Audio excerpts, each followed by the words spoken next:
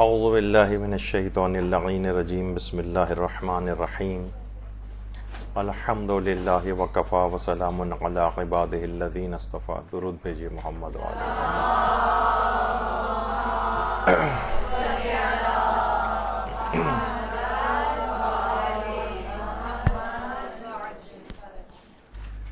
ایک کلاس اس موضوع پہ پہلے ہو چکی ہے کہ دینی طالب علم اپنے اندر نورانیت کیسے پیدا کریں. دیکھیے، علم تو حاصل ہوتا جاتا ہے. یہ بات بھی پچھلی مرتبہ آئی تھی کہ شیطان سے بڑھ کر عالم کون ہوگا. 1,24,000 انبیاء کو بہکانے کی کوششیں کرتا رہا ہے. تمام علماء اور صالحین کو بہکانے کی کوششیں کرتا ہے. دینی لحاظ سے بہکانے کی کوشش کرتا ہے. تو دین کا علم رکھے گا تو اس کے برخلاف بہکانے کی کوشش کرے گا. تو جب تک نورانیت اندر پیدا نہ ہو اور للہیت دینی طالب علم میں نہ آئے، تب تک ممکن ہے کہ کچھ اصطلاحات کا علم اس کے پاس آ جائے. ممکن ہے علم میں کچھ بڑھ بڑھ کے زیادہ بولنے لگے، لیکن جو اصلاً اس کے اندر ایک نورانیت پیدا ہونی چاہیے تھی وہ پیدا نہیں ہو پاتی. دیکھیے، کہا جاتا ہے نا کہ انسان بعض اوقات بوڑھا ہو جاتا ہے لیکن بزرگی نہیں آ پاتی. بہت سے بوڑھوں کو آپ دیکھتی ہیں کہ کتنی فتنہ پروری مچا رہے ہوتے ہیں، خاندانوں میں گڑبڑے کر رہے ہوتے ہیں، فسق و فجور کے اندر مبتلا ہوتے ہیں. یعنی بوڑھے ہو گئے لیکن بزرگی نہیں آئی. اسی طریقے سے ممکن ہے کہ ایک شخص عالم دین ہو جائے، دینی طالب علم ہو، اور اس کے اندر نورانیت نہ آئے. تو یہی وجہ ہے کہ جو بے عمل افراد ہوتے ہیں، دیکھیے سب سے پہلی بات تو یہ ہے کہ روایات کے اندر یہ بات آئی ہے کہ سوائے ان دو افراد کے، پیغمبر فرماتے ہیں کہ کسی بھی شخص کا مجھ سے کوئی تعلق نہیں، یا تو عالم دین ہوگا یا پھر طالب علم ہوگا، ان کے علاوہ کوئی مجھ سے نہیں. تو کتنا بڑا مقام ہے ایک دینی طالب علم کا. اور یہی دینی طالب علم بعد میں اور مزید ترقی کر کے عالم دین بن جاتا ہے. اور اس کی اہمیت اتنی زیادہ ہے کہ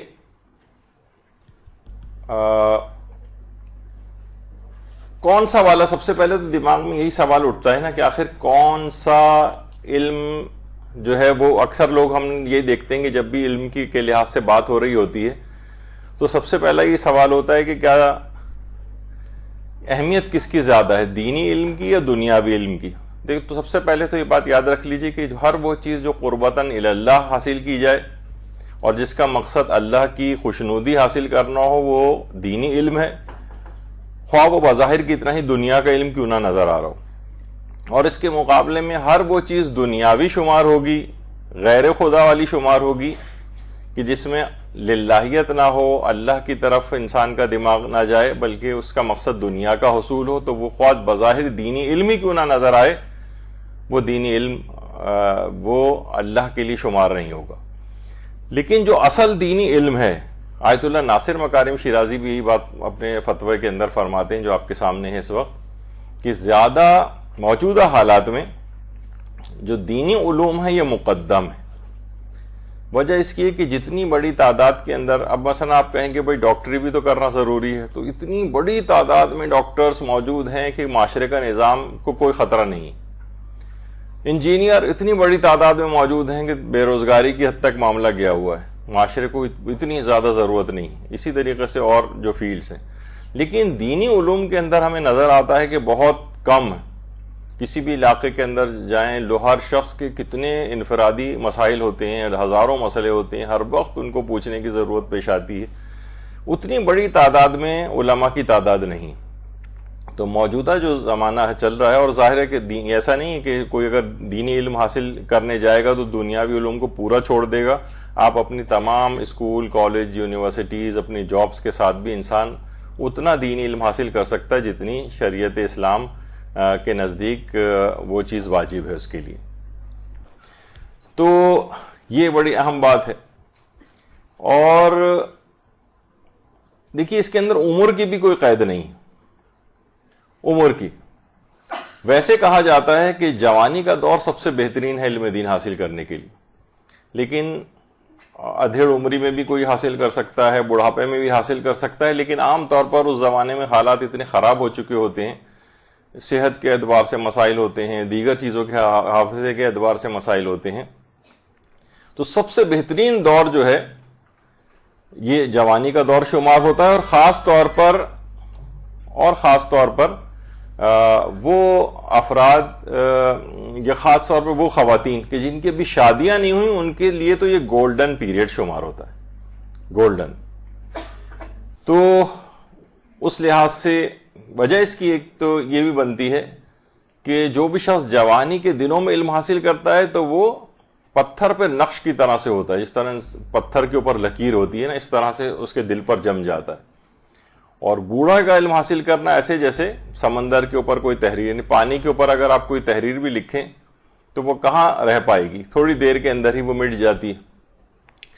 تو جب تک جن خواتین کی خاص طور پر شادیاں نہیں ہوئیں وہ اس موقع کو بہت بہت غنیمت سمجھیں، کیونکہ اس کے بعد اتنی مصروفیات اور ایک خانگی کی زندگی شروع ہو جاتی ہے. تو بہت ہی اہم بات ہے یہ، اس پیریڈ کو ضائع نہیں کرنا چاہیے. اور واقعتاً علم دین ایک ایسی چیز ہے کہ علماء، بڑے بڑے علماء اس کے لیے بہت زیادہ دعائیں کرتے رہیں کہ پروردگارہ یہ اتنی بافضیلت چیز ہے کہ اس کا سلسلہ ہماری نسلوں میں بھی جاری رکھنا. یہی وجہ ہے کہ آیت اللہ شیخ جعفر آل کاشف الغطا، کشف الغطا ان کی کتاب کا نام تھا، جس کے لحاظ سے ان کی بہت زیادہ شہرت ہے شیخ جعفر کی. تو انہوں نے باقاعدہ خانہ کعبہ کو دیکھتے وقت جب بھی عمرے کے لیے جاتے تھے، حج کے لیے جاتے تھے، تو وہ دعا کرتے تھے پروردگارہ میرے خاندان اور اولادوں کو بھی فقیہ بنا دے. اور پروردگار نے جب ان کی اس قدر تڑپ دیکھی تھی تو ان کی دعا کو قبول کیا تھا اور ان کے خاندان کے اندر نامور فقیہ پیدا کیے.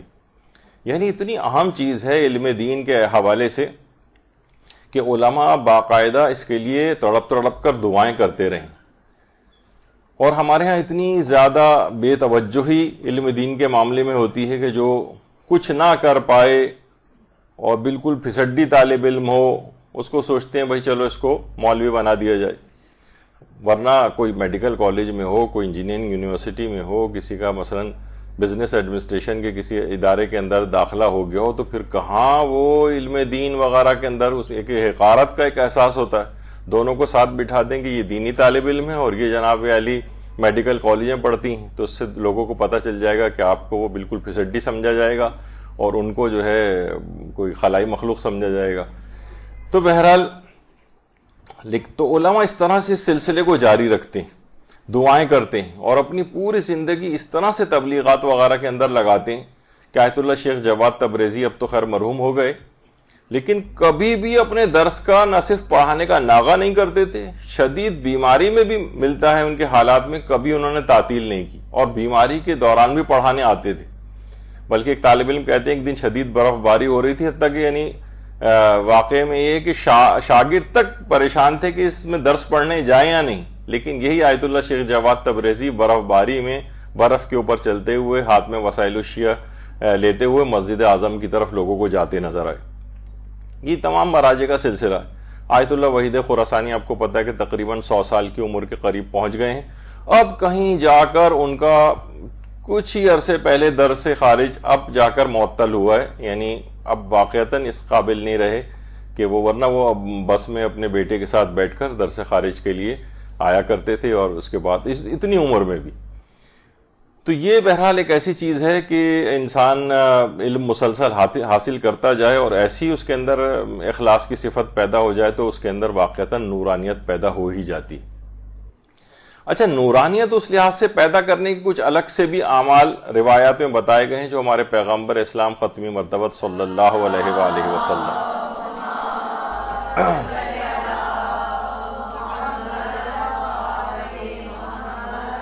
جس میں پیغمبر نے حضرت امیر المومنین علیہ الصلوۃ والسلام سے جملہ ارشاد فرمایا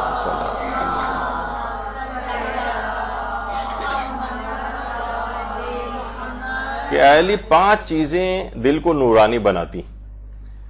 ایک تو اس میں ایک ہے روزانہ سورہ اخلاص کو بکثرت پڑھنا، سورہ اخلاص کو بکثرت پڑھنا ابتدان، جیسے کہ ابھی شاید آگے چل کر بھی گفتگو میں ذکر آئے گا، روزانہ 11 مرتبہ کم سے کم صبح اور 11 مرتبہ سونے سے پہلے تو اس کا ضرور اہتمام کریں، اور اس میں بھی بہت ہی واقعتاً جسے کہا جائے کہ نورانیت کو اگر اپنے اندر پیدا کرنی ہے تو یہ 11 مرتبہ اگر آپ صبح میں پڑھیں اور 11 مرتبہ سونے سے پہلے اس کو پڑھیں اور اس کو ہدیہ کر دیں اپنے امام زمانہ علیہ الصلوۃ والسلام کی،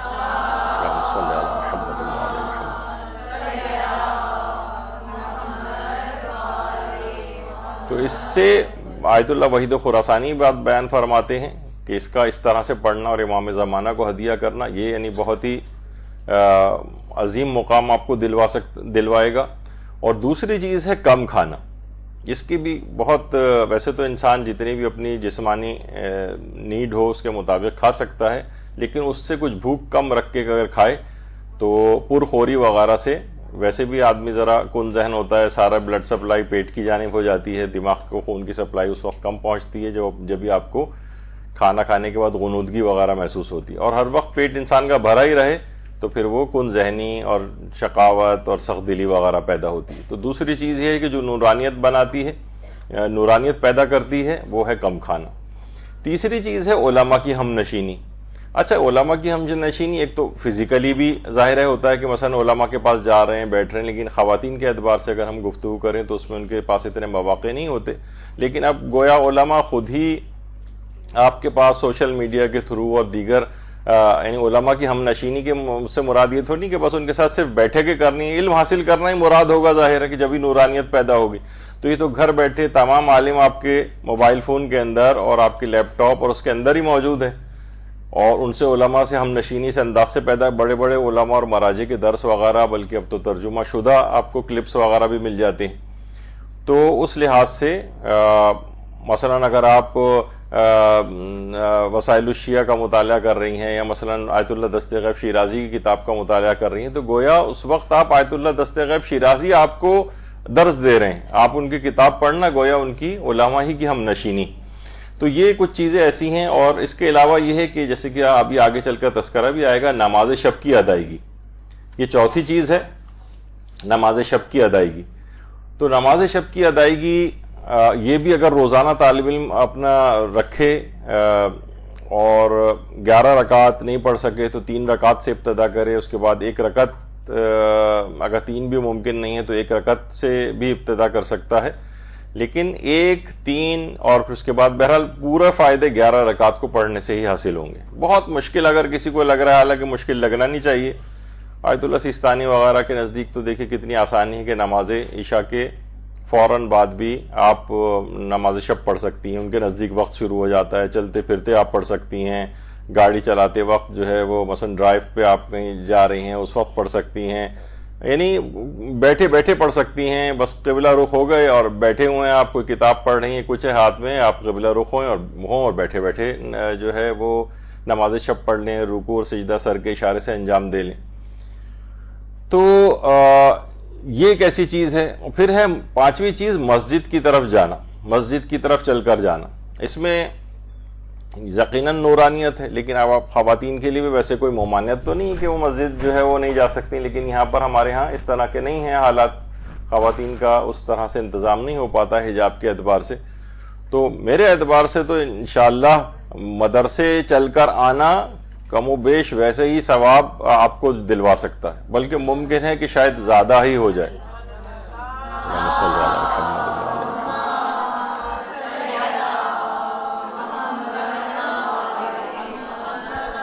تو یہ چیزیں ایسی ہیں جو واقعتاً نورانیت پیدا کرتی ہیں، جیسے کہ عام طور پر کسی جگہ میں نے سن بھی رہا تھا کہ آج کل ویسے تو یہ چیز ہو گئی ہے کہ سوشل میڈیا کے ذریعے آپ کو ساری چیزیں مل جاتی ہیں، لیکن خود جو دور سے بیٹھ کر اس کو سنتے ہیں اور جو یہاں بالکل سامنے اس کلاس میں اس نورانی ماحول کے اندر جہاں پر علوم محمد و آل محمد علیہ السلام کا تذکرہ ہوتا ہے، اللہم صلی علی محمد و آل محمد،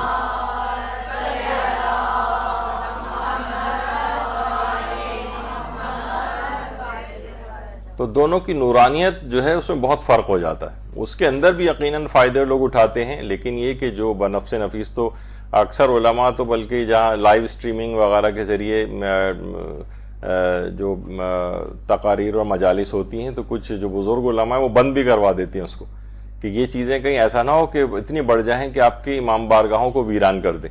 کہ ہم جب گھر بیٹھے بستر پہ لیٹے ہوئے، اور آپ دیکھتی ہیں کہ کبھی بھی گھر پہ انسان اس تقدس کے ساتھ مجلس نہیں سن پاتا، ادھر ادھر کی باتیں بھی ہو رہی ہیں اور ٹانگ پہ ٹانگ لیٹے ہوئے مجلس سن رہے ہیں اور بے توجہی کے ساتھ ہیں اور چائے کی چسکیاں لے رہے ہیں، اس میں ویسا تقدس بھی نہیں آ پاتا. تو بہرحال ایک خاص مدرسے کا یا اس مجلس کے نظام کا سلسلہ ہے. لیکن بہرحال اب یہ ٹیکنالوجی ایسی ہو چکی ہے تو بہرحال اس کے اوپر بھی چیزیں جو ہیں جتنی ممکن ہو انسان سنے.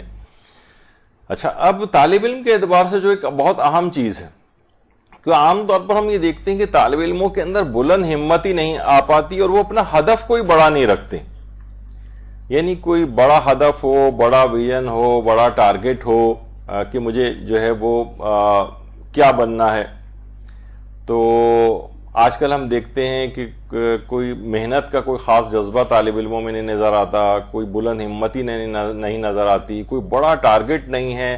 اچھا، دنیاوی علوم میں لوگوں کے بڑے ٹارگٹ ہوتے ہیں کہ میں ڈاکٹر بن جاؤں، ڈاکٹر بننے کے بعد اسپیشلسٹ بن جاؤں اور اس کے بعد یہ ہو جاؤں، انجینئرنگ میں بھی اور فلاں، اور ہر شعبے کے اندر آگے سے آگے بڑھنے کا ایک بڑا ہدف ہوتا ہے. بچہ بھی بالکل ہوتا ہے تو کہتا ہے بڑا ہو کے پائلٹ بنوں گا، میں بڑا ہو کے سرجن بنوں گا، بڑا ہو کے میں یہ بنوں گا. تو لیکن دینی طالب علم جو ہے اس کا کوئی چیز ہی نہیں سامنے ہوتی. بس جتنا دن جا رہے ہیں مدرسے جا رہے ہیں، جتنا پڑھ لیں گے بھی دیکھا جائے گا آگے کیا ہے نہ کوئی. اسی وجہ سے جو بلند ہمتی اگر طالب علم کے اندر نہ ہو، یعنی باقاعدہ لوگوں کے اندر اتنے بلند ہمت اور کہ ہمارا یہ ٹارگٹ اچیو ہو جائے. بعض اوقات اتنی زیادہ ہم نے دیکھا ہے کہ دنیاوی علم کے لحاظ سے کچھ علوم کے اندر اگر ان کو کبھی فیل وغیرہ ہو جائے تو ہم نے لوگوں کو خودکشیاں کرتے بھی دیکھا. ایک زمانہ تھا، آپ لوگ تو ماشاءاللہ ساری چھوٹی ہیں، ایک زمانہ تھا کہ یہ نیٹی جیٹی کے جو پل تھا یہاں پر، باقاعدہ یہاں پر جب انٹر کا رزلٹ آتا تھا تو پولیس لگانی پڑتی تھی کہ جن کے نہیں آتے تھے اوپر سے چھلانگیں لگا کے خودکشیاں کیا کرتے تھے. تو بہرحال یہ کیا ہے کہ اتنی اہمیت اس چیز کی ہے. جب اتنی اہمیت ہے تو انسان پھر اپنا ٹارگٹ بھی بڑا رکھتا ہے. لیکن دینی علوم کے اندر ہم دیکھتے ہیں کہ کوئی ٹارگٹ نہیں ہے.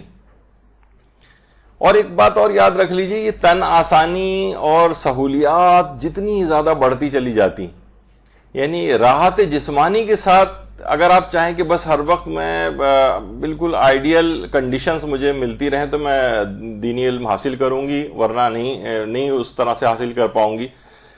تو کہا جاتا ہے کہ علم کو دیکھیے اس طرح سے حاصل کرنا چاہیے، اتنی تلاش اور محنت کرنی چاہیے کہ جیسے ماں اپنے کھوئے ہوئے بچے کو تلاش کرتی. کبھی آپ دیکھتی ہیں کہ کوئی ماں جس کا بچہ کھو گیا وہ کس طرح سے باہر اس کو ڈھونڈتی پھرتی ہے، اسے کسی بات کی پرواہ نہیں ہوتی، اسے کوئی کھانے کی پرواہ نہیں ہوتی، کسی اپنے لباس کی پرواہ نہیں ہوتی، بعض اوقات حجاب بھی اس کا مکمل نہیں ہوتا، اور اسے کسی کروٹ چین نہیں آتا کہ جب تک کہ میرا بچہ مجھ کو واپس نہ مل جائے. تو بالکل اسی طریقے سے ہے کہ یہ جو علم کا اس طرح سے علم کی تلاش ہونی چاہیے، اتنی زیادہ اس کے اندر محنت اور کاوش جو ہے ہونی چاہیے، اور کبھی اس میں کوئی سٹاپ نہ لگے، کوئی اس کے اندر رکاوٹ نہ کھڑی ہو. اور کہا جاتا ہے کہ کسی بھی شخص کا اگر اس کو یہ گمان ہو جائے کہ بس اب میں نے کافی علم حاصل کر لیا اور میرا علم اب مکمل ہو چکا ہے، تو وہ سمجھ جائے کہ اب اس کے جہالت کے دور کا آغاز ہو گیا ہے. یعنی اگر کوئی شخص یہ سمجھے، یہاں کتنے بڑے بڑے علماء اور مجتہدین کو ہم دیکھتے ہیں، کہتے ہیں کہ آیت اللہ سیستانی ان عظیم مراجع میں سے ایک ہیں کہ زیادہ تر ان کے ہاتھ میں سوائے اس کے کہ جس وقت وہ زائرین وغیرہ سے ملتے ہیں، زیادہ تر آپ کا تو اسی وقت ان سے واسطہ پڑتا ہے یا ان سے ملاقات ہوتی ہے کہ جب زائرین ہوتے ہیں ان سے مصافحہ کرنا ہوتا ہے. لیکن ہر وقت جس کے ہاتھ میں کتاب رہتی، آیت اللہ سیستانی ان میں سے، ہر وقت ان کے ہاتھ میں کتاب ہے، سوائے کہ کچھ خاص مواقع جب زائرین وغیرہ سے ملاقات کرنا ہوتا ہے. لیکن جو لوگ اور ان کو عمومی زندگی میں دیکھتے ہیں وہ بتاتے ہیں چیز. تو کبھی بھی علم کا سلسلہ رکتا نہیں. یہاں یہ ہوتا ہے کہ بس 2 سال حاصل کر لیا، 2.5 سال حاصل کر لیا، 6 مہینے حاصل کر لیا، اور بس ایک دم سے بس فیلڈ میں آ گئے، اب علم کا سلسلہ بھی ویسا رک گیا. اور اپنے آپ کو علم کو بہت کافی سمجھ لیا گیا کہ میں اتنے دن جو ہے میں نے مثلا مدرسے کے اندر پڑھا ہوا ہے. تو کہا جاتا ہے کہ دیکھیے علم اس وقت صحیح معنوں میں حاصل کیا جائے گا کہ جب ذرائع علم کے علاوہ انسان اندھا گونگا بہرا لولا لنگڑا بن جائے. دیکھیے ایک جملہ جو ہے وہ کہا جاتا ہے اندھا بن جائے، یعنی اب فضول ڈرامے وغیرہ دیکھنا ایک دینی طالب علم کے شایان شان نہیں. یہ کیا آپ سوچیں کہ فضول اگر ڈراموں اور فلموں کے لحاظ سے اگر آپ دیکھیں ایک فینٹیسی ہے، ایک خیالی دنیا ہے. کچھ لوگ اپنے مالی اس کے لیے ایک باقاعدہ ایک اسٹیج ٹائپ کا وہ کرتے ہیں کہ تم یہ کہنا کیمرہ لگایا ہو اس کو آپ ایسا دیکھ رہی ہیں جیسے کوئی بہت ریئلٹی ہے. یہ خیالی دنیا ہے، یہ انتہائی عبث، احمقانہ، بے وقوفانہ اور ویسا کام ہے.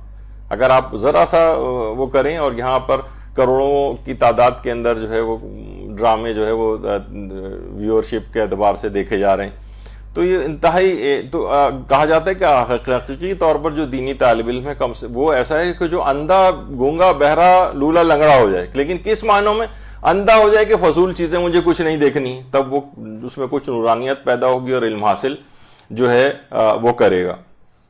بہرا بن جائے، غیبتیں کسی کی نہیں سن رہا ہے، وہ جھوٹ اور غلط بیانیاں یا رشتہ داروں کے خلاف جو جتنا کچھ آپ سنتی ہیں کہیں پہ ایسا ہو تو آپ اٹھ کے وہاں سے چلی جائیں. کانوں کو اپنے، کیونکہ یہ چیزیں جب کانوں کے اندر آپ کے جائیں گی تو یہ نورانیت کو پیدا ہونے سے روکیں گی. طالب علم کو اس انداز سے بہرا ہونا چاہیے کہ یہ والی باتیں سننے نہ سنے وہ.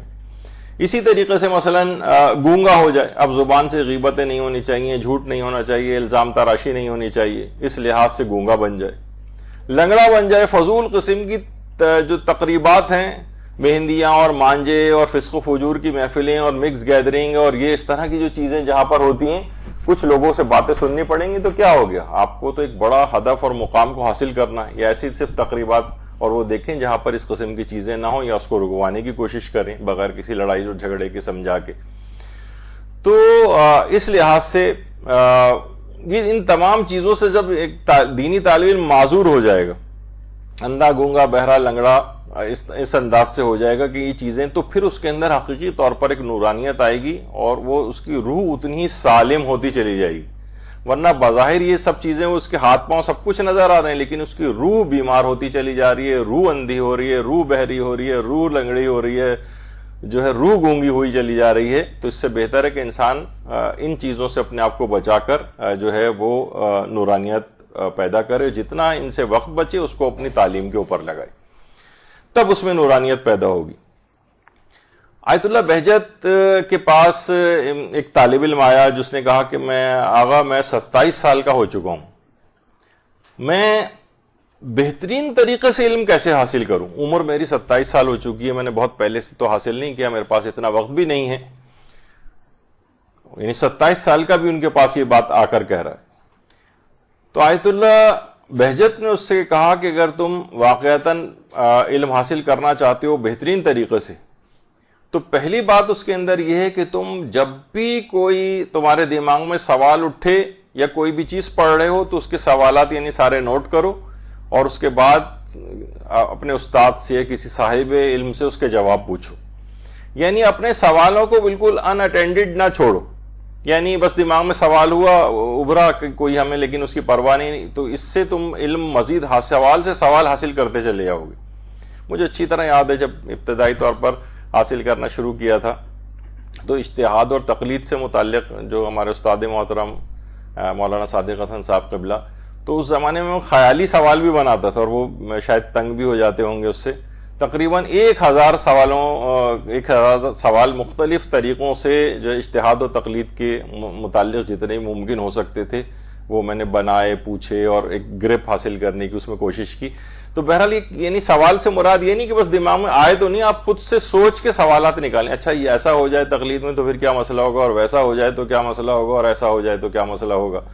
تو اس سے کیا ہوتا ہے کہ یہ آپ دیکھیں بہت سی چیزیں نا فرض کی جاتی ہیں. آپ دیکھتی ہیں توضیح المسائل کے اندر بھی بہت سی چیزیں فرض کی جاتی ہیں. فرض کریں کہ ایسا ہو جائے تو اس سے کیا ہوتا ہے کہ جب وہ واقعتاً زندگی میں آپ کے پیش آتا ہے تو آپ کو اس کا جواب پہلے سے معلوم ہوتا ہے، بنسبت ہے کہ اس وقت پیش آئے پھر آپ کو کوئی عالم اویلیبل نہ ہو اور اس وقت وہ کرنا بھی ضروری ہو. تو یہ گرپ پہلے سے آپ کے پاس ہو. دینی طالب علم تو یہ ہے کہ ہر کوئی ابھی آپ کا پہلا دن ہی ہوتا ہے مجھے اچھی طرح یاد ہے کہ میڈیکل کالج میں بھی ایک ہفتہ ہی ہوا تھا کہ لوگ دوائیں پوچھنے لگے تھے ہم سے. تو اسی طریقے سے آپ سے شرعی احکام پوچھنے لگتے ہیں, آپ سے بینکنگ کا مسئلہ پوچھنے لگتا ہے, کوئی آپ سے کریڈٹ کارڈ کا مسئلہ پوچھنے لگتا ہے, کوئی فلاں چیز کا مسئلہ پوچھنے لگتا ہے, اور ابھی آپ کو ہوئے 1 مہینہ بھی نہیں ہوا مثلا مدرسے آتے ہوئے. تو یہ لوگوں کی ایکسپیکٹیشن ہو جاتی ہیں. تو اپنے علم کو سوالات کے ذریعے آپ بڑھاتے چلے جائیں. تو انہوں نے کہا کہ ایک تو بات یہ ہے کہ کبھی بھی طالب علم کو سوال کرنے سے نہیں شرمانا چاہیے. ہر وقت جھجک, اب تو علماء سے حتیٰ کہ مراجع تک کے واٹس ایپ نمبر ہیں, یعنی وہ خود نہیں, ان کے دفتر والے جو ہے وہ جو ان کے مسائل کے مطابق جواب دیتے ہیں. تو اب تو ہر شخص کے اپنے ہاتھ میں کوئی سوال ہو. آج ہی صبح میں کچھ سوالات یعنی جو ہے بھیج کر آیا ہوں, یعنی جب جاؤں گا تو انشاءاللہ اس کے اوپر اس کے جوابات آئے ہوئے ہوں گے. تو یعنی اتنے آسان ہو گیا ہے. زمانہ تھا, مجھے خود یاد پڑتا ہے کہ ہم آیت اللہ خوئی سے خط لکھ کے باقاعدہ سوال پوچھا کرتے, تو 6 مہینے بعد وہاں سے تحریری طور پر خط کا جواب آیا کرتا تھا. تو اب تو اتنی سہولیات ہو گئی ہیں, اب تو کوئی عذر ہی مانے نہیں ہے. یعنی آپ کے پاس کوئی ایکسکیوز بچا نہیں ہے میدان قیامت میں کہ آپ پروردگار کے سامنے کہیں کہ مجھے یہ بات اس وجہ سے پتہ نہیں تھی کہ مجھے علم ہی نہیں تھا اس بات کا. تو اب تو ہر چیز آپ کے ہاتھ میں موجود ہے. تو ایک تو چیز ہو گئی کہ سوال کرنے سے نہ شرمائیں. دوسرا انہوں نے ایک اور بات کہا کہ خاص طور پر جو چیز بہت علم میں کام آتی ہے, ہمارے ہاں عام طور پر کچھ جگہوں پہ اس کا رواج ہے, وہ ہے کہ خاص طور پر جو نمازوں کی تعقیبات مشترکہ ہیں. آیت اللہ بہجت فرماتے ہیں تعقیبات مشترکہ, یعنی ایک تو کوئی ہر نماز کی ایک تو الگ تعقیبات ہوتی ہیں, مثلا فجر کی مخصوص تعقیبات ہیں, ظہر کی مخصوص تعقیبات ہیں, کچھ آپ مفاتی کے اندر دیکھیں گی تعقیبات مشترکہ کے نام سے. انہوں نے کہا کہ علم حاصل ان کی تم ان پہ مداومت کرو. ایک نماز بھی ایسی نہ ہو کہ جس میں تعقیبات مشترکہ نہ ہو. تم خود ہی دیکھو گے کہ اس کے اندر یعنی اتنی اس میں اگر آدمی مداومت کرے اور ہمیشہ اس کو جاری رکھے تو بہت زیادہ اس کے علم میں بھی ترقی ہوگی, نورانیت بھی اس کے اندر آئے گی. اور تیسری چیز جو نورانیت بھی پیدا کرتی ہے اور طالب علم کو مشکلات سے بھی نکالتی ہے, وہ آیت اللہ عراقی نے بتائی. آیت اللہ محمد علی العراقی امام خمینی کے بھی اساتذہ میں سے شمار ہوتے تھے. یہ کہتے تھے جب بھی کوئی علمی مشکل مجھے بھی پیش آتی تو میں کیا کرتا ہوں, میں ایک تسبیح حضرت فاطمہ الزہرا سلام اللہ علیہا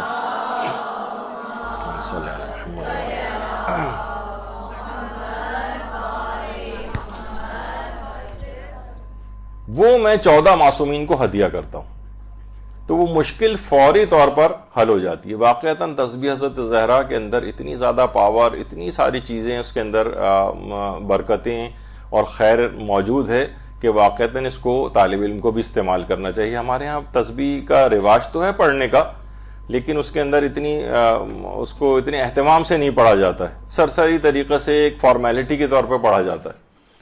تو بہرحال اس کو بڑا دل جمعی کے ساتھ اور پھر 14 معصومین کو ہدیہ بھی کریں تو انشاءاللہ دیکھیں گے کہ علمی مشکلات بھی حل ہوں گی اور طالب علم کے اندر نورانیت بھی آئے گی.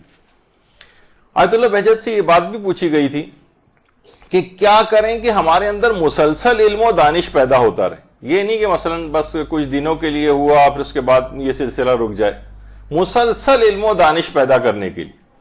تو آیت اللہ بہجت فرماتے تھے کہ اگر تمہیں یعنی یہ چاہو کہ تمہارے اندر مسلسل علم پیدا ہو اور مسلسل دانش مندی پیدا ہو تو تم کثرت کے ساتھ لا الہ الا اللہ کا ورد کیا کرو, کثرت کے ساتھ. یعنی ہر وقت آیت اللہ محمد حسین طباطبائی فرماتے تھے کہ دیکھیے بہت سارے اذکار ایسے ہیں کہ اس کو جب آدمی کرتا ہے تو ظاہر ہے اس کے ہونٹ حرکت کرتے ہیں اور لوگوں کو پتہ چلتا ہے کہ ہاں یہ کچھ پڑھ رہا ہے. کہہ رہے ہیں لا الہ الا اللہ ایک ایسا ذکر ہے کہ اس کے اندر ہونٹوں کو بھی حرکت نہیں ہوتی, چاہے تو کوئی پریکٹس کر کے دیکھ لے. تو اس لحاظ سے اس کی بڑی اہمیت ہے کہ ان چیزوں کو ان اذکار کو کثرت کے ساتھ انجام دے. کثرت کی قلت بھی ہوتی ہے, ایک ہوتا ہے ظاہر کثرت, کتنی کثرت, وہ تو 10,000 بھی ہوتی ہے, 20,000 بھی ہوتی ہے, 1,000 بھی ہوتی ہے. تو عام طور پر جو روایات سے بات پتہ چلتی ہے کہ کم سے کم 100 یا کچھ علماء کہتے ہیں کہ 300. اور لا الہ الا اللہ تو آپ اگر پڑھنے بھی جائیں تو آپ دیکھیں گے کہ بہت ہی جلد اس کو جتنی بھی کثرت کے ساتھ پڑھا جائے تو اس سے کیا ہوتا ہے مسلسل علم و دانش پیدا ہوتی. کیونکہ ایک اور بھی چیز ہے, اگر آپ دیکھیں تو علماء اور مراجع یہ کہتے ہیں کہ یہ چیزیں نا شک اور وسواس شیطانی کو دور کرتی ہیں. عام طور پر جب آپ علم حاصل کرتی ہیں تو شیطان سب سے بڑا رکاوٹ بن کے کھڑا ہو جاتا ہے. تو یہ لا الہ الا اللہ کا ورد جو ہے یہ شیطانی وسوسوں کو دور کرتا ہے. آپ کا دل یعنی دل بھرنے نہیں پائے گا علم حاصل کرنے سے, ورنہ ایک سیچوریشن ہو جاتی ہے کہ بس بہت ہو گیا, بہت حاصل کر لیا, یا یہ کہ ابھی دل نہیں چاہ رہا, ابھی ذرا ٹی وی دیکھ لیں فلاں چیزوں. تو یہ شیطان آ کر آپ کی کنسنٹریشن کو جو ہے وہ ادھر ادھر کرنے کی کوشش کرتا ہے. تو لا الہ الا اللہ کا کثرت کے ساتھ اس کا ورد کریں. پھر آیت اللہ بہجت ایک چیز اور فرماتے تھے کہ یہ جو سورہ اعلی ہے, سبح اسم ربک الاعلی الذی خلق فسوی, وہ یہ فرماتے تھے کہ یہ ہو سکے تو یہ پورا ہی سورہ پڑھیں, لیکن خاص طور پر اس کی ایک آیت ہے اس کا کثرت سے ورد کریں. سنقرئک فلا تنسى, یا رسول ہم تم کو قرآن اس طرح سے پڑھائیں گے کہ تم بھولو گے نہیں. کہتے ہیں کہ خاص طور پر اس آیت کو بھول کے مرض سے نجات دلانے کے لیے کثرت کے ساتھ تلاوت کرنا چاہیے. سنقرئک فلا تنسى, یعنی ویسے تو پوری سورہ اعلیٰ ہی پڑھے تو بہت ہی اچھا ہے حافظے کے لیے, لیکن اس آیت کا الگ سے کثرت کے ساتھ ورد کرنا یہ آپ کی یادداشت کو بہت قوی بنائے گا. آپ کو بھول جانے کا جو جس سے انسان بھول جاتا ہے مطالب کو, پڑھتے جا رہے ہیں اور بھولتے جا رہے ہیں, پڑھتے جا رہے ہیں بھولتے جا رہے ہیں, اس سے انسان بچے گا. سنقرئک فلا تنسى. اور فرماتے تھے اس کے علاوہ ہر نماز کے بعد خاص طور پر یہ اس کی کثرت ہو سکے تو آیت الکرسی کی تلاوت. آیت الکرسی,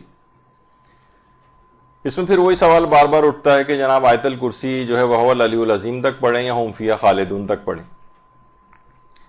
تو دیکھیے ویسے تو جیسے کہ اس کے نام سے ظاہر ہے اس کا نام ہے آیت الکرسی, آیات الکرسی نہیں. اس کا مطلب ہے کہ وہ العلی العظیم تک ایک آیت بنتی ہے, یہاں تک ہے. لیکن علماء اس میں خاص طور پر اگر آپ نماز وحشت قبر وغیرہ پڑھ رہی ہیں تو وہ کہتے ہیں احتیاط اسی میں ہے کہ باقی 2 آیات بھی پڑھ کر ہم فیہا خالدون تک پڑھ لیں. تو ویسے آیت الکرسی جہاں پر عمومی طور پر اذکار وغیرہ کے اندر نمازوں سے ہٹ کر کبھی پڑھنا مراد ہوتی ہے تو اس سے مراد وہ العلی العظیم تک ہے. لیکن کوئی مزید 2 آیتیں پڑھ لے تو اور شرف اور فضیلت اس کو حاصل ہو جائے گا, اور کون سا ٹائم اس کے اندر لگے گا, آدھے منٹ سے بھی کم کے اندر باقی 2 آیات بھی ہو جائیں گی, چند سیکنڈز میں بلکہ. تو یہ تو کچھ اذکار کے حوالے سے نورانیت ان سے پیدا ہوتی ہے, ان کے اوپر مداومت کرنی پڑتی ہے, ان سے ہیلپ لینی ہوتی ہے. بعض اوقات طالب علم ان چیزوں سے ہٹ جاتے ہیں, کہتے ہیں ہمیں تو علم حاصل کرنا ہے, یہ کون دعا اذکار وغیرہ کے اندر ٹائم لگائے. تو یہ اس کے ساتھ مل کر جو بھی آپ محنت کرنی اس کے اندر ایک برکت پیدا کرتے ہیں. یہ اذکار آپ کو شیطان سے بچا کر اس راہ کے اوپر آگے بڑھنے میں ہیلپ کرتے ہیں. یعنی ان کو ایسا نہیں کہ الگ سے اس کو اگر کوئی کرے تو سوچے کہ میں نے اس میں وقت ضائع ہو رہا ہے ہمارا. اچھا, اس کے بعد ایک اور چیز ہے علم حاصل کرنے کے حوالے سے, وہ ہے اطاعت والدین. یعنی جتنی ان کے سامنے فروتنی ہوگی, جتنی عاجزی ہوگی, جتنی ان سے آپ یہاں پر ہم دیکھتے ہیں شکایات بھی بعض اوقات سننے میں آتی ہیں معاشرے میں کہ علم بھی حاصل کر رہے ہیں لیکن والدین کے ساتھ تلخ کلامی بھی چل رہی, زبان چلانا, انہیں برا بھلا کہنا, ان کی توہین کرنا, یا مثلا ان سے بلند آواز سے بات کرنا, چیخنا چلانا, یہ بالکل ایک رائج سی ایک چیز بن گئی. آیت اللہ مرشی نجفی, آیت اللہ مرشی نجفی اس سے اندازہ لگائیں, اس میں بچپن سے یہ آیت اللہ جو چھوٹا بچہ کھڑا ہے یہ آیت اللہ مرشی نجفی تصویر, اور یہ اپنے باپ اور اپنے دادا کے ساتھ جو ہے وہ کھڑے ہوئے ہیں. وہ تو بیٹھے ہوئے ہیں, یہ خود کھڑے ہوئے ہیں, یہ ان کے بچپن کی تصویر ہے. آیت اللہ مرشی نجفی کہتے تھے کہ جب میرے والد سو رہے ہوتے تھے, شاید پچھلی دفعہ بھی میں نے یہ ذکر کیا تھا, تو میں ان کو ہاتھ سے نہیں اٹھاتا تھا بلکہ اپنے گالوں کو ان کے پاؤں کے تلوے پر رگڑ رگڑ کے, کہ مجھے بے ادبی سی محسوس ہوتی تھی تو میں ان کو اس طرح سے اٹھایا کرتا تھا اپنے والد کو. یعنی اپنے گال کو چہرے کو ان کے پاؤں کے تلووں سے سہلا کر میں ان کو اٹھاتا تھا. اور میرے والد جب اٹھتے تھے نیند سے، جب میں ان کو جگاتا تھا اور نیند سے سو کر اٹھتے تھے تو ہمیشہ مجھے دعائیں دیتے ہوئے اٹھتے تھے. کہہ رہے ہیں آج جو کچھ بھی آپ میرے پاس دیکھ رہے ہیں، دنیاوی طور پر تو اس قدر دنیا یعنی دور تھے ان چیزوں سے کہ میں نے ایک دفعہ پہلے بتایا تھا کہ پوری زندگی ان پر حج بھی واجب نہیں ہو سکا تھا، اتنے پیسے نہیں تھے. آیت اللہ مرشی نے جفی نے ساری زندگی حج نہیں کیا اور اسی حالت میں انتقال کر گئے. لیکن علم کے اعتبار سے جو پہاڑ شخصیت ان کی ہو گئی. وہ کہتے ہیں آج جو کچھ بھی مرجعیت اور لوگوں کا رجوع کرنا اور دین کی خدمات تم مجھ سے دیکھ رہے ہو، یہ میرے اور اس والد کی دعاؤں کا نتیجہ ہے جو میں ان کو جس انداز سے اٹھایا کرتا تھا. اس کے بعد آیت اللہ مرشی نجفی جوانی کے ایام انہوں نے جو ہے وہ گزارے، علم میں مسلسل آگے بڑھتے گئے، ادھیڑ عمری کے اندر گئے اور اس کے بعد بزرگ ہو گئے. اور آپ کو پتہ ہے کہ کتنی بڑی سعادت، 40-45 سال تک تقریباً حرم معصومہ قم میں نماز جماعت پڑھاتے رہے. اللہم صلی علی محمد وعلی محمد.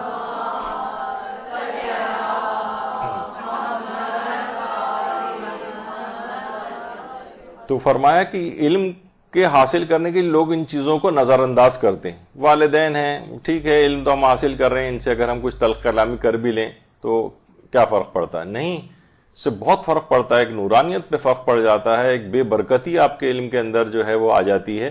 تو ان کی عزت و احترام کو مزید بڑھا دینا چاہیے. ایک تو ویسے ہی کوئی آدمی طالب علم دینی نہیں بھی ہو تب بھی اس کو والدین کا اکرام کرنا ہے، لیکن دینی طالب علم کو تو بڑھ کر اکرام کرنا ہے. بہت سی چیزیں ایسی ہوتی ہیں کہ مثلا وہ آپ سے کہہ رہی ہیں کہ یہ کام کر دو وہ کام کر دو، تو ٹالنے والا کبھی نہ کرے اور آگے بڑھ کر بلکہ ان کی ضروریات کو پہلے سے محسوس کر کے ان تک آپ کو پہنچنا چاہیے. تو بہرحال یہ تمام چیزیں ایسی ہیں کہ والدین کا احترام. دیکھیے ایک زمانہ یہی تھا کہ لوگ پہلے، علامہ اقبال بھی کہا کرتے تھے مرحوم، کہ پہلے جو ہے علم اتنا نہیں ہوتا تھا لیکن تعلیم لوگوں کے پاس زیادہ ہوا کرتی تھی. علم کم ہوتا تھا، تعلیم زیادہ ہوتی تھی. اور آج کل کیا ہو گیا ہے کہ علم زیادہ ہو گیا ہے، تعلیم کم ہو گئی، تربیت کم ہو گئی. تو یہ ایک المیہ ہو گیا ہے کہ ہمارے پاس سمجھیں ایک ایکسپلوژن ایک لحاظ سے معلومات اور اس کا ہوا ہے. ہر وقت واٹس ایپ آ رہے ہیں، وہ ہر وقت آپ چیزیں پڑھ رہی ہیں، ساری کتابیں اس کے اوپر موجود ہیں، انٹرنیٹ کے اوپر ہر وقت پوری دنیا کی ساری خبریں آپ کو مل رہی ہیں. علم مسلسل بڑھ رہا ہے پہلے کی نسبت، لیکن کیا ہے تعلیم کم ہو رہی ہے. علم ہونا الگ چیز ہے، تعلیم یافتہ ہونا ایک الگ چیز. ہو سکتا ہے کچھ چیزوں میں آپ کو زیادہ معلومات ہوں لیکن تربیت اس انداز کی نہ ہو. تو یہ تمام چیزیں ایسی ہیں کہ جن کا خیال رکھنا چاہیے. پھر ایک طالب علم ایک اور بھی چیز ہے کہ مطالعے کے لیے اپنے اوپر غیر ضروری سختی نہ کرے. اس سے کیا ہوتا ہے کہ کسی حد تک تو خیر ضروری ہوتی ہے سختی کرنا اپنے اوپر، لیکن بعض اوقات کچھ لوگ بہت زیادہ سخت ہو جاتے ہیں. اس سے کیا ہوتا ہے کہ کچھ دنوں میں وہ اس چیز سے متنفر ہو جاتے ہیں. تو سوچ سمجھ کے انسان شوق اور رغبت کے ساتھ چیزوں کو کرے بنسبت اس کے کہ بہت زیادہ ہمیشہ اس کو اپنے اوپر سختی کرنا پڑے. غیر مطالعے کے لیے غیر ضروری سختی، مثلا یہ کہ روزانہ مثلا آپ نے اپنا ٹائم ٹیبل، آپ سنتی ہیں نا کہ ٹائم ٹیبل واحد وہ چیز ہے کہ جس کی سب سے زیادہ دنیا میں مخالفت ہوتی. یعنی انسان کتنے ہی اب ٹائم ٹیبل انسان ایسے بناتا ہے اپنے کہ 24 گھنٹے میں سے جو ہے وہ 50 گھنٹے کا ٹائم ٹیبل ہوتا ہے کہ جناب میں اس طرح سے، پتہ چلا کہ اس میں سے 10% بھی فالو نہیں کر پاتا، 90% ویسے ہی. اور تھوڑے دن بعد کیونکہ اس نے اتنا سخت ٹائم ٹیبل بنایا اپنا.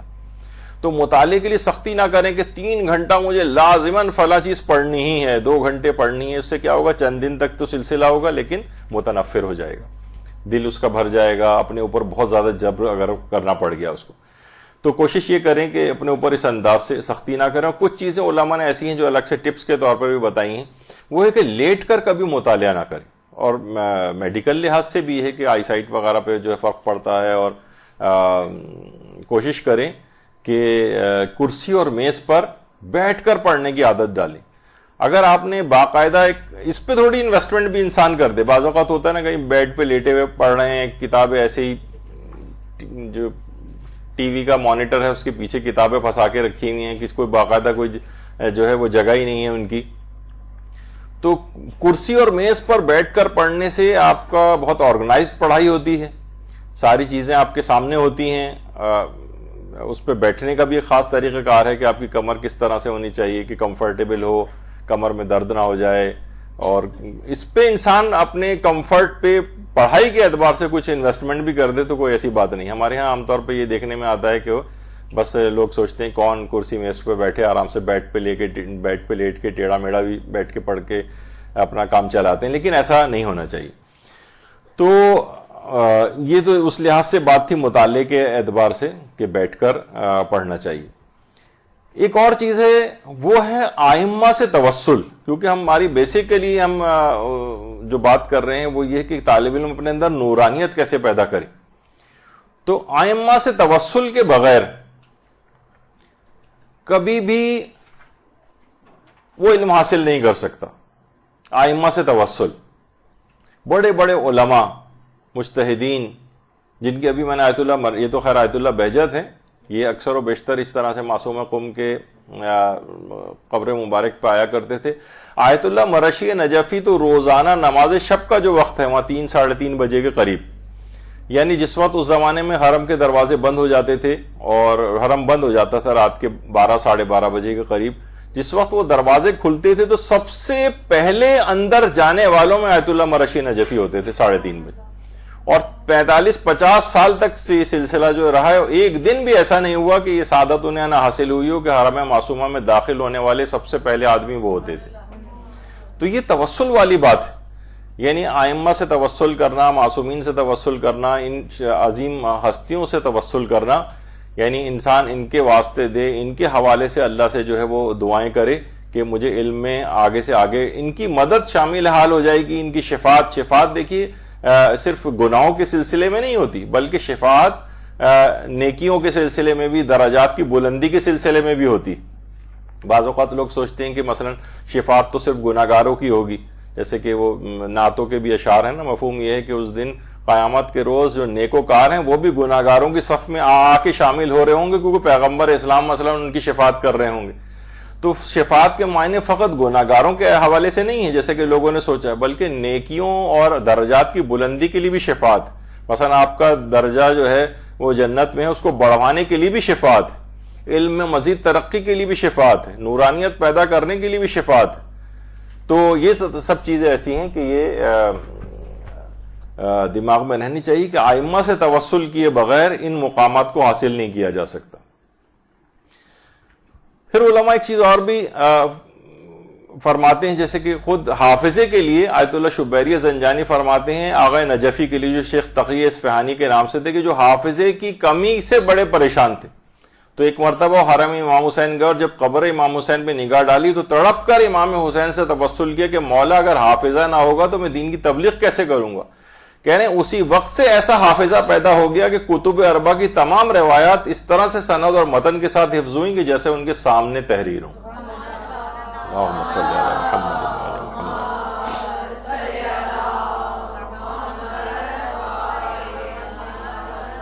تو ائمہ سے توسل، علوم کے خزانے ہیں، ساری دنیا کو علم ان سے ملا ہے، ان کے در کو چھوڑ کر آپ ادھر ادھر کہاں سے علم حاصل کریں گے. ان کی نگاہ کرم ہو جائے تو پچھلی دفعہ ہی آپ نے سنا تھا کربلائی کاظم ساروقی بالکل ایک جاہل شخص اور ایک چشم زدن میں حافظ قرآن بن گیا.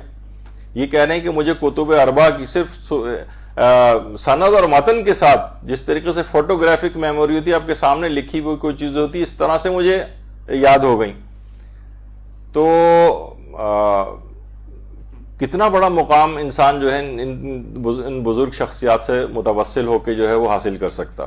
تو ان سے مسلسل ان کو ہدیے آپ بھجوائیں، نیک اعمال کے ہدیے بھجوائیں، اس کے ساتھ اپنی دعا کو لگا کر بھیجیں، اور دعائیں بھی اپنے علم کو بڑھانے کے لیے، اپنی نورانیت کو بڑھانے کے لیے اس انداز سے ہونی چاہیے. اچھا، اب ایک چیز اور بھی ہے، وہ ہے سورہ والشمس کی تلاوت، کیونکہ بیچ میں اس میں آ گئی تو اس کا بھی کہ پروردگار اس کو بہت زیادہ توفیقات نصیب کرتا ہے اور اس کا حافظہ بڑھتا ہی چلا جاتا ہے اگر کوئی شخص باقاعدگی سے سورہ والشمس کی تلاوت کرے. تو بہرحال اس کو بھی اپنے اس کے اندر معمولات کے اندر شامل رکھیں، اور اس کو ڈیوائیڈڈ دن کی جو ایکٹیویٹی ہوتی ہے اس کے اندر آپ رکھیں، کیونکہ کبھی بھی فارغ نہیں رہیں۔ اصل میں یہ دیکھا جاتا ہے کہ طالب علم بس ایسے ہی بیٹھا ہے، فارغ ہیں تو مثلا بیٹھے ہوئے گھنٹوں ٹی وی دیکھ رہے ہیں، بیٹھ کے گھنٹوں مثلا ڈائجسٹ پڑھ رہے ہیں، تو یہ اس قسم کی فضول ایکٹیویٹی سے اپنے آپ کو بچا کے اس کے اوپر طالب علم لگائے گا تو نورانیت پیدا ہوگی، ورنہ وہ ساری نورانیت ڈرین ہو جائے گی۔ کہا جاتا ہے نا کہ جناب جتنے بھی اس وقت اے سی چل رہے ہیں، یہاں پر ہم اے سی بھی چل رہے ہیں، اور یہ سارے دروازے کھڑکیاں کھول دیں اور ایگزاسٹ فین لگا دیں، تھوڑی دیر میں یہاں پہ گرمی شروع ہو جائے گی۔ تو صرف علم کو حاصل ہی نہیں کرنا ہے بلکہ اس کو محفوظ بھی رکھنا ہے، اس کی نورانیت کو بھی محفوظ رکھنا ہے۔ جس طریقے سے رمضان آتا ہے، رمضان میں انسان تقوی حاصل کرتا ہے، پورے سال کے لیے وہ ایک مہینے کا تقوی کام آنا چاہیے، لیکن ہم دیکھتے ہیں کہ وہ عید کے روز ہی سارا ڈرین ہو جاتا ہے۔ کہا جاتا ہے نا کہ اگر کوئی شخص مثلا، خود میرے ساتھ ہی ہوا تھا کہ سب سے پہلی سیلری جس جگہ سے مجھے ملی تھی، پہلے دن ہی آیا تھا، اسی دن میری جیب کٹ گئی تھی مثلا۔ تو آدمی کے یعنی اس کو ابھی چلانا ہے پورے مہینے اور اسی دن اس کے پاس جیب کٹ گئی، تو شیطان اس دن جیب کاٹنے کو تیار ہوتا ہے عید کے روز، کے پورے رمضان کا اس کا میں جو تقوی اس نے حاصل کی آج اس کو محروم کر دیا جائے اس سے۔ تو دینی طالب علم کے پیچھے بھی بالکل اسی طرح سے لگا ہوتا ہے، کس طرح سے اس کی نورانیت کو میں ختم کروں، کس طرح، بس ٹھیک ہے ہو سکتا ہے کہ علم حاصل کرتے جائیں لیکن نورانیت نہ آ پائے شیطانی حرکتوں کی وجہ سے۔ پھر ایک چیز اور علماء کہتے ہیں، حافظہ قوی کرنے کے بہت سارے خیر طریقے ہیں، ابھی میں اس پہ اتنا ڈسکس نہیں کر رہا۔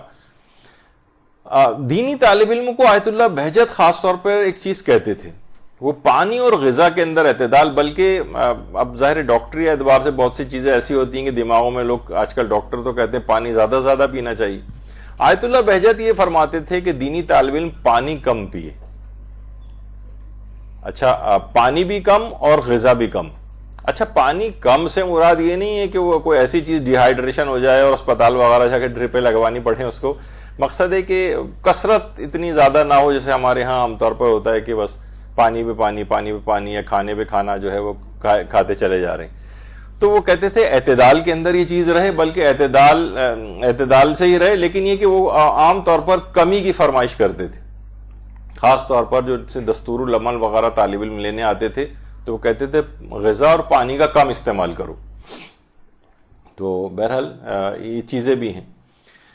اور ایک چیز اور بھی ہے جو کہ دینی طالب علموں کے لیے خاص طور پر علماء اپنی اس کے اندر تاکیدات کے اندر کہتے ہیں، جب بھی دینی طالب علموں کو نصیحت کرتے ہیں، علماء کے خلاف زبان نہ ہلائیں، کیونکہ اگر آپ نے علماء، یہاں یہ ہوتا ہے کہ فوراً علماء پر تنقید، آج کل ایک سوشل میڈیا کے اوپر، اور ہر آدمی جس کو جو کسی عالم کی بات پسند نہیں آئی بس اس کو فوراً جو ہے اس کے اوپر کوئی نہ کوئی ایک لیبل لگا دیا جاتا ہے، کوئی نہ کوئی ایک لیبل، کوئی غالی کا لگا دے گا، کوئی مقصر کا لگا دے گا، کبھی MI6 کا ایجنٹ بنا کے لگا دیا جائے گا اس کے اوپر، یعنی کسی نہ کسی کو برے القاب سے ملقب آپ کو ضرور کرنا ہے۔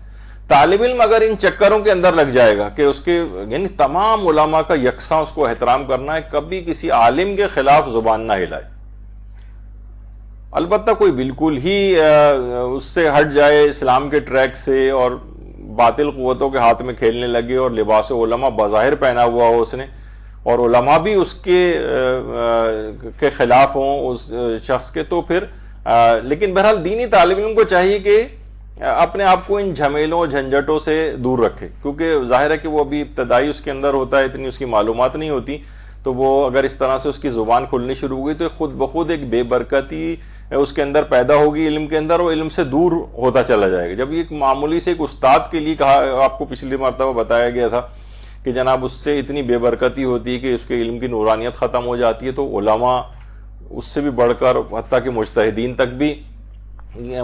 تک کے خلاف اس طرح کی گندی زبانیں ہم کو جو ہے وہ سنائی دیتی ہیں معاشرے کے اندر۔ تو اس سے بھی اپنے آپ کو حتی الامکان بچانا، چاہے آپ کو کوئی باتیں ان کی پسند بھی نہیں آ رہی ہوں تب بھی اپنی زبان کو کنٹرول رکھیں، ورنہ یہ ایک بے برکتی پیدا کرے گا، نورانیت آپ کی کم سے کم ہوتی چلی جائے گی۔ اچھا، اب جو بھی آپ سیکھیں اس کا ایک حل یہ بھی ہے، اس سے یاد رکھنے میں بھی بہت سہولت ملتی ہے، وہ یہ ہے کہ آپ جو بھی سیکھیں اس کو دوسروں تک جلدی پہنچائیں۔ مثلا جتنی بھی چیزیں، مثلا آپ کو بہت ساری آج ٹپس ملی ہیں کہ جناب روزانہ 11 مرتبہ صبح اور شام کے اندر سورہ توحید کی تلاوت کرنے کا یہ فائدہ ہے، اور آیت الکرسی پڑھنے کا یہ ہے، سنقرئک فلا تنسیٰ حافظے کے لیے بہت سارے اس طرح کی اگر آپ ایکسٹریکٹ نکالیں تو ایک صفحے کے اوپر پورے درس کا آپ کے پاس خلاصہ آ سکتا ہے۔ اب آپ یہ نا گاہے بگاہے لوگوں کو، اپنے ساتھ گھر والوں کو، کلاس فیلوز کو، اپنے اسکول کالج یونیورسٹی میں کسی جگہ پہ جا رہی ہیں وہاں لوگوں کو بتانے کی، تو اس سے آپ کو ایک تو ہمیشہ کے لیے چیز یاد رہے گی اور ایک تبلیغ بھی ساتھ ساتھ ہوتی جائے گی۔ تو دیکھیے اس کے اندر یہ ہے کہ اس کے لیے بہت پروٹوکول کا وہ نہ سوچیں کہ وہ ہو آپ کو بلایا جائے گا، جناب گاڑی آپ کو لینے کے لیے آئے گی اور اس کے بعد آپ اس میں بیٹھ کر جائیں گی اور اس کے بعد وہاں ایک خاص آپ کا آؤ بھگت ہوگی تو آپ ممبر پہ بیٹھ کے جناب جو ہے وہ اسلام کی تبلیغ کریں گے، لیکن ویسے چلتے پھرتے اٹھتے بیٹھتے جو ہے وہ تبلیغ نہیں کریں گے آپ۔ دیکھیے علماء کو ہم دیکھتے ہیں باقاعدہ، جیسے افریقہ وغیرہ کے اندر لوگ تبلیغ کے لیے جاتے ہیں۔ اچھا افریقہ میں بھی آپ دیکھیں کچھ نہیں ہے، اب یہ آپ کوئی کہے کہ جناب ہمیں تو بہت عالیشان کوئی مسجد امام بارگاہ وغیرہ ملے، لوگوں نے کیا کہ یہی یہاں پہ پیچھے کچھ بینر لگائے، نیچے ایک دری ٹائپ کی بچھائی اور اسی کے اوپر ہی جو ہے وہ کلاس ہو رہی ہے، وہیں پر ایک مجلس کا بھی اہتمام ہو گیا، وہیں پر درس کا اہتمام ہو گیا۔ تو سادگی کے ساتھ بھی یہ تمام چیزیں جو پہنچائی جا سکتی تبلیغات۔ تو اب دیکھیں علماء وہاں پر جاتے ہیں، کتنے علماء ہیں جو کہ کسی ملک کے تھے، جیسے قاضی نور اللہ شستری کو کہا جاتا ہے کہ جناب وہ افغانستان کے تھے، پھر مشہد شفٹ ہو گئے تھے، پھر مشہد میں وہاں پر انڈیا کے کچھ مسلمان دیہاتیوں کا ایک گروپ وہاں پر زیارت کے لیے آیا اور انہوں نے آ کر کہا کہ جناب قاضی نور اللہ شستری سے جو شہید ثالث کے نام سے مشہور ہے کہ آپ اگر وہاں پر چلیں، ہمارا علاقہ ایسا ہے وہاں پر تو کوئی نہ نماز جنازہ پڑھانے والا ہے نہ غسل دینے والا ہے۔ تو وہ باقاعدہ تڑپ گئے کہ میں یہاں مشہد میں کیا کر رہا ہوں، مجھے جو تو اسلام کی تبلیغ کرنی، مجھے وہاں جانا چاہیے۔ تو وہاں سے وہ اٹھے اور ان کے ساتھ وہاں پر وہ آ گئے انڈیا، اور آگرے میں جیسے کہ آپ کو علم میں ہی ہے کہ ان کا وہاں پر شہید ثالث کا جو ہے وہ مزار ہے، بعد میں وہ شہید بھی کیے گئے اور بہت بے دردی کے ساتھ شہید کیے گئے، اور باقاعدہ ان کی گدی میں سوراخ کر کے زبان کھینچی گئی اور جلتے ہوئے تیل کے کڑھاؤ کے اندر ان کو ڈالا گیا۔ بہت یعنی علماء نے وہ برداشت کی، لیکن کہاں کا رہنے والا کہاں تبلیغ کے لیے کہاں پہنچ گیا۔ اب آپ دیکھیں مثلا یہ افریقہ کے اندر کوئی عالم دین ہے، وہاں اپنے وطن جگہ چھوڑ کے وہاں ان لوگوں کو وضو سکھا رہے ہیں، نماز سکھا رہے ہیں۔ تو تبلیغات کے اندر جو ہے وہ ہر وقت لگژریز اور ان چیزوں کا نہ سوچیں، جہاں موقع مل جائے، کسی ایسی پسماندہ جگہ کا موقع مل جائے، جاہل پڑھے چاہے اتنے پڑھے لکھے افراد نہ بھی ہوں اس جگہ پہ، بالکل ناخواندہ ٹائپ کے ہوں، وہاں آپ کو دین کا کوئی بات بتانے کا موقع مل جائے، ان کو کم سے کم لوگوں کو وضو سکھا دیں، نماز سکھا دیں، چھوٹے موٹے احکام ان کو جو ہے اس طرح اللہ کے احکام تو خیر سارے بڑے، یعنی جو آسان سے ہلکے پھلکے طریقے سے جو لوگوں کو بتائے جاتے ہیں وہ سکھائیں تو بہت ہی اچھی بات ہو جائے گی۔ اب آپ دیکھیں مثلا یہ شخص جو ہے یہ انڈیا کا ایک ڈرمیٹالوجسٹ ہے جس کا نام شنکر ہے۔ اس نے کوئی بہت بڑا ہائی فائی کلینک نہیں بنا ہے، ڈرمیٹالوجسٹ، لیکن کیا ہے کہ کسی بھی جگہ اس طرح سے بیٹھ جاتا ہے، آ کر لوگ لائن بنا کے اس کے پاس آتے ہیں کہ اتنا بڑا اسپیشلسٹ ہونے، 2 روپے شاید اس نے اپنی جو ہے نا فیس رکھی ہوئی ہے، اور روزانہ کئی 100 مریض اس طرح سے دیکھتا ہے۔ یعنی دینی خدمت کا جذبہ ہے اس میں، ایک ہائی فائی کلینکس اور اس سے لوگوں سے وصول کرنا اور یہ سب کچھ نہیں رکھا ہے اس نے۔ تو یہ صرف ایک ایسی آپ کو بتانے کے لیے کہ دین کی تبلیغ ہو یا مثلا کوئی اور خدمت انسان کو انجام دینی ہو تو ضروری نہیں کہ بہت آپ لوگ عام طور پر یہی کرتے ہیں کہ جناب کیسے تبلیغ کریں، مدرسہ تو مدرسہ بڑا پرشکو ہونا چاہیے، اور اگر کسی سے تبلیغ کے لیے جا رہے ہیں تو لانے لے جانے کا سسٹم کیا ہے، اور کون سی گاڑی لینے آئے گی اور کون سی گاڑی چھوڑنے جائے گی، اور ایک اس کے اندر اتنے لوازمات ہم لے آتے ہیں کہ وہ پھر تبلیغ ایک طرف رہ جاتی ہے اور غیر الہی نیتیں اس کے اندر زیادہ ہو جاتی ہیں۔ تو اس لحاظ سے تو دینی طالب علم ہوں یا ان کو تعلیم دینے والے جو افراد ہوں، جب بھی ملتا ہے روایات کے اندر کہ وہ خیر کے اندر برابر کے شریک ہوتے ہیں۔ تو اس لحاظ سے اگر ہم دیکھیں عام طور پہ طالب علم اس میں بہت پریشان ہوتے ہیں کہ ہمارے رزق کا کیا بنے گا، حالانکہ اللہ ان کے لیے اس طرح کا انتظام کرتا ہے کہ رزق سے دوسرے لوگوں کے ذمہ میں اس کا رزق لگا دیتا ہے۔ ان کو خود کچھ نہیں کرنا پڑتا اور غیب سے ان طالب علموں کی امداد ہوتی. تو گھریلو تمام امور کے ساتھ بھی یہ سب چیزیں ہو سکتی. عام طور پہ دماغ میں وہی آتا ہے نا کہ بھئی ہم کیسے ان تمام گھریلو ذمہ داریاں اتنی زیادہ ہیں، اس میں ہم کہاں علم حاصل کریں. یہ آیت اللہ نوری ہمدانی روزانہ گروسریز لیتے ہیں اپنے گھر میں خرید کے لے کے، گھر کے بھی تمام امور اسی انداز سے جو ہے وہ انجام دیتے ہیں، اور اس کے بعد جو ہے وہ درس خارج اور یہ اور جتنی دیگر مرجعیت کی جو مصروفیات ہیں وہ اپنی جگہ پر رہتی ہیں. تو ایک لحاظ سے آپ کے لیے بھی کہ یہ سب چیزیں تو سب کے ساتھ ہر شخص کے پاس کہا جاتا ہے نا کہ ایک واحد پروردگار کی ایک ایسی نعمت ہے جس میں سب برابر جو سے لوگوں کو اس نے دی. مثلا دولت اوپر نیچے ہو سکتی ہے، عزت اوپر نیچے ہو سکتی ہے، علم اوپر نیچے ہو سکتا ہے، کسی کا زیادہ کسی کا کم. وقت کے جو 24 گھنٹے روزانہ ہیں سب کو بالکل برابر دیے گئے. نبی خدا کے پاس بھی اتنے ہی ہیں، امام کے پاس بھی اتنے ہی ہیں، علماء اور مجتہدین کے پاس بھی اتنا ہی ہے، ایک عام آدمی اور ایک جاہل کے پاس بھی اتنا ہی وقت ہے. اب کوئی اپنے اسی وقت کو صحیح یوٹیلائز کر کے ایک مقام تک پہنچ جائے، اپنے آپ کو اسی وقت کے اندر اپنے آپ کو بنا لے، تو اس کے اندر آپ دیکھتے ہیں کتنے بڑے بڑے لوگ جو پیدا ہوتے ہیں اسی وقت کو صحیح استعمال کر کے پیدا ہو جاتے ہیں، ورنہ ان سے دگنی عمروں کے لوگ بھی اسی طریقے سے نسین منسیہ پتہ بھی نہیں چلتا لوگوں کو کہاں گئے، کب پیدا ہوئے اور کب انتقال کر گئے. تو گھریلو کام کاج کے ساتھ بھی سب چیزیں چل سکتی ہیں. دیکھیے طالب علم ایک اور بھی چیز ہے کہ جتنی اپنے اندر عجز و انکساری پیدا کرے گا اور تواضع پیدا کرے گا اتنی ہی اس کے اندر نورانیت پیدا ہوگی. طالب علم کہیں بھی دیکھیں اکھڑ مزاج ہو رہا ہے، علماء کے ساتھ بدتمیزی پہ تلا ہوا ہے، اپنے بزرگوں کے ساتھ ذرا تھوڑی سی علم حاصل ہوا اس کو، اور ہر شخص کو وہ جاہل گنوار اور جو ہے وہ سمجھنا شروع ہو جائے، تو یہ اس کا معنی ہے کہ اس کے اندر اب تکبر علم کا پیدا ہونے لگا اور یہ اس کے اندر سے نورانیت کو بالکل ختم کر کے رکھ دے گا. تو طالب علم ہمیشہ منکسر المزاج رہے، ہمیشہ تواضع اور انکساری کے ساتھ رہے. اپنے سے بزرگ جو بات چاہے وہ غلط بھی کیوں نہ کر رہے ہوں، بڑے تحمل سے ان کو سنیں، بہت عزت و احترام کے ساتھ ان تک بات کو پہنچائے. لیکن عام طور پر دیکھنے میں آتا ہے کہ وہ بدتمیز اور اکھڑ مزاج ہو جاتا ہے، متکبر ہو جاتا ہے. اس سے اپنے آپ کو بچانا ہے ورنہ یہ نورانیت کو ختم کر دے گی یہ چیز.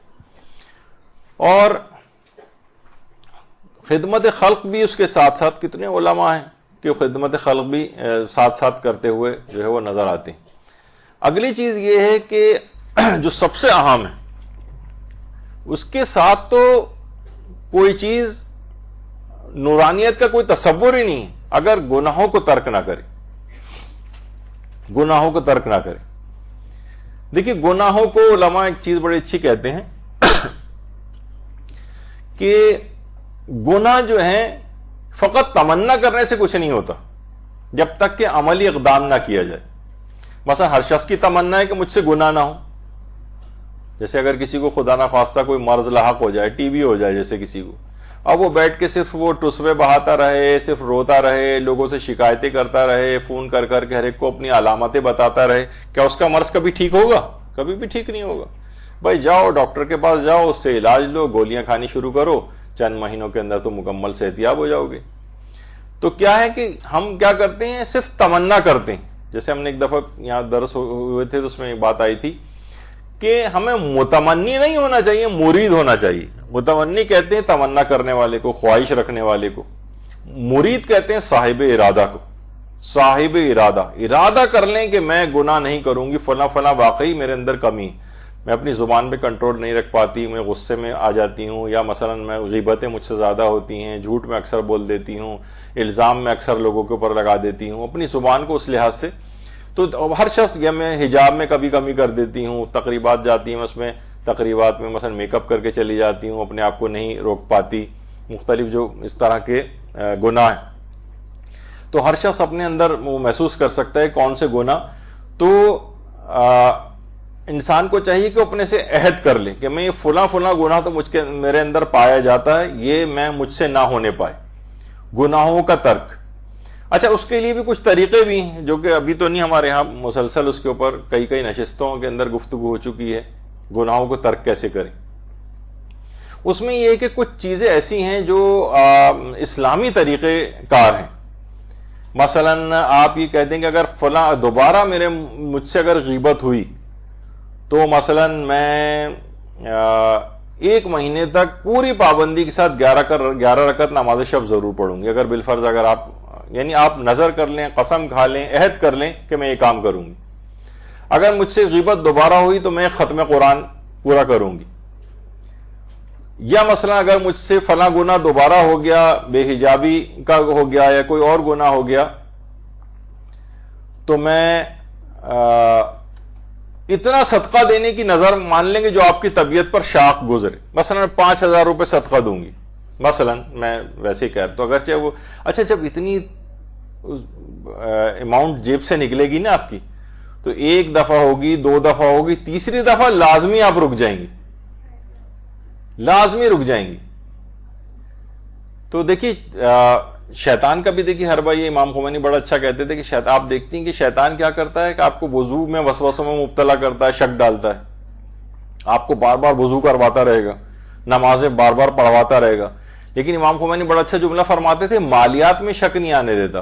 مثلا کبھی نہیں ہوتا کہ شاید میں نے خمسنا نکالا ہو, چلو دوبارہ نکال دوں, شاید میرا حج غلط ہو گیا ہو, چلو 1 دفعہ اور حج کر لیتا ہوں, یا شاید میں نے فلاں کو پیسے نہیں دیے تو کوئی بات نہیں 2 لاکھ روپے میں دے دیتا ہوں ان کو دوبارہ, شاید میں نے نہ دی. نہیں, اس میں کبھی آپ کو شک نہیں آنے دے گا, یہ آپ کو صرف اس کے اندر وسوسوں کے اندر ڈالے گا. تو اتنا کم سے کم آپ نظر کر لیں, قسم کھا لیں, عہد کر لیں کہ یہ جو گناہ مجھ سے ہو رہا ہے اگر مجھ سے دوبارہ ہو گیا تو کم سے کم ہر شخص اپنی حیثیت کے مطابق جو اس کو شاق اور بہت بڑا لگے کہ یہ بڑی اماؤنٹ میرے پاس سے جا رہی, اس طرح کی کوئی منت صدقے میں وہ واجب ہو جائے گا دینا اس کو, اگر اس نے مخالفت اس کی. تو علماء فرماتے ہیں کہ عشاء 1 دفعہ ہی اس سے مخالفت ہوگی, اس کے بعد خود اس کا نفس مجبور کرے گا, ارے رک جاؤ خبردار ورنہ اتنے 1000 روپے دینے پڑ جائیں گے, یا اتنی نمازیں پڑھنا پڑیں گی, یا اتنے روزے رکھنے پڑ جائیں گے.